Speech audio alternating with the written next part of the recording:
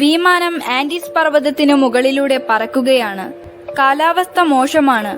വിമാനത്തിലുള്ള 45 യാത്രക്കാരിൽ മിക്കവരും ഇതൊന്നും ശ്രദ്ധിക്കുന്നേയില്ല. ആ ചെറുപ്പക്കാർ എന്തൊക്കെയോ സംസാരിച്ച് പൊട്ടിച്ചിരിച്ചു കൊണ്ടിരുന്നു. പെട്ടെന്ന് ഒരു കുലുക്കം, പിന്നെ വല്ലാത്തൊരു ശബ്ദം. വിമാനം താഴേക്ക് ഊളിയിട്ടു. വലിയൊരു ദുരന്തത്തിലേക്കുള്ള യാത്രയിലാണ് വിമാനമെന്ന് യാത്രക്കാർ അറിഞ്ഞതേയില്ല.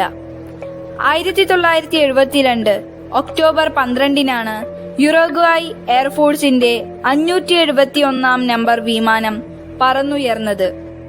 യുറുഗ്വായിലെ ഒരു റഗ്ബി ക്ലബിലെ 19 കളിക്കാരും കുടുംബാംഗങ്ങളും സുഹൃത്തുക്കളുമാണ് യാത്രക്കാർ.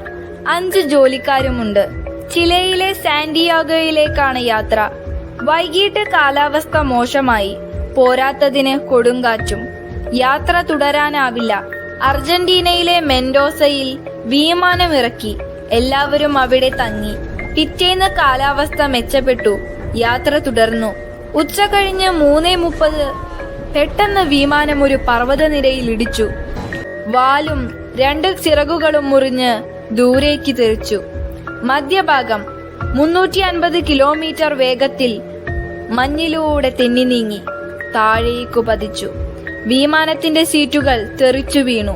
മഞ്ഞു കാരണം ആർക്കും പരസ്പരം കാണാനാകുന്നില്ല. ഒടുവിൽ അവർ തിരിച്ചറിഞ്ഞു, വിമാനം തകർന്നു. 12 പേർ മരിച്ചു കിടക്കുന്നു. ആൻഡീസിൽ 3570 മീറ്റർ ഉയരത്തിലാണ് വിമാനം തകർന്നു വീണത്. രക്ഷപ്പെട്ടവർ കൂടെയുള്ളവർക്കായി തിരഞ്ഞു. -ഡിഗ്രിയുള്ള തണുപ്പും മഞ്ഞുകട്ടകളും. എന്തു ചെയ്യണമെന്ന് അവർക്കാർക്കും അറിയില്ല.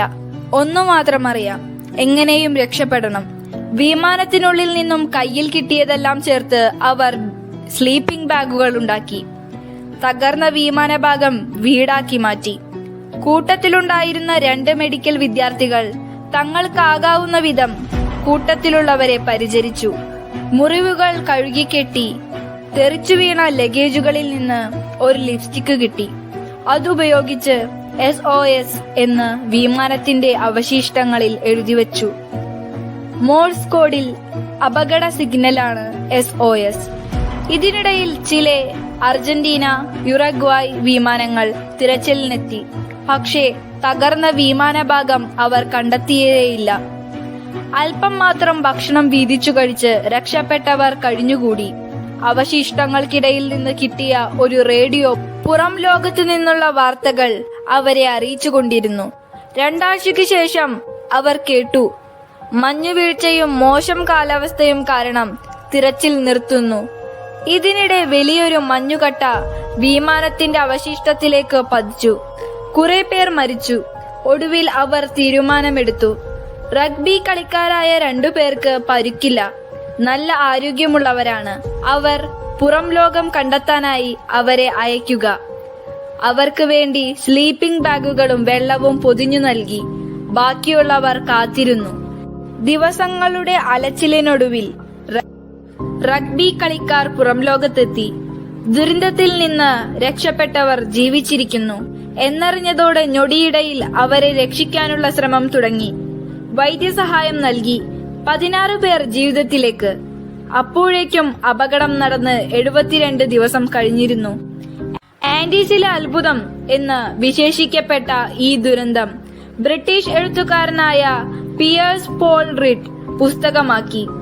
Alive the story of Andes survivors എന്ന പുസ്തകം വൻ ഹിറ്റായി. Survive, alive, society of the snow എന്നീ സിനിമകൾക്കും അലൈവ് 20 years later എന്ന ഡോക്യുമെന്ററിക്കും ദുരന്തം വിഷയമായി. കൂടുതൽ വീഡിയോകൾക്കായി ഈ ചാനൽ സബ്സ്ക്രൈബ് ചെയ്യൂ.